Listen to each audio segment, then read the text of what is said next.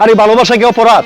আমি তোরে ভালোবাসি, এই এটা কি অপরাধ আমার? কিসে ভালোবাসা তোর? হ্যাঁ, তুই এমন কোন মাইয়া আছে যে কলেজের বিচে তুই কারোর সাথে প্রেমের অফার দাস নাই? তোর মতন ছেলেরা আমি ভালোবাসবো? ছি!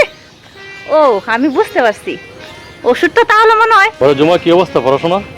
পড়াশোনা তো মোটামুটি ভালোই যাচ্ছে, কিন্তু আসলে মনটা তেমন ভালো না। একটা কথা বলবো বলো করে আর বলা হয় না। আপনি তো এই এলাকার বড় ভাই, তাই না? ওই যে হান্নান আছে না, হান্নান তাই অনেক দিন ধরে আমার অনেক ডিস্টার্ব করতেছে। তো আমি আশা করি যে আপনি এটার একটা কঠোর একটা শাস্তি দিবেন, এর ব্যবস্থা আপনি করবেন। এতটুকুই আপনার কাছে আসা বড় ভাই হিসেবে, প্লিজ।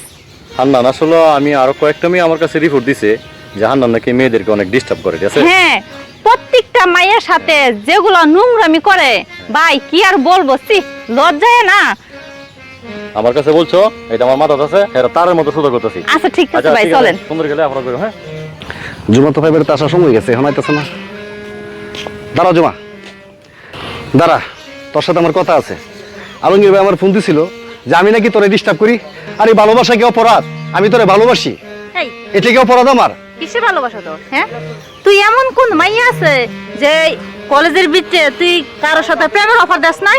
তোর মতন ছেলেরা আমি ভালোবাসবো? ছি! ও, আমি বুঝতে পারছি, ওষুধটা তাহলে মনে হয় জাগা মতন ঘুরছে।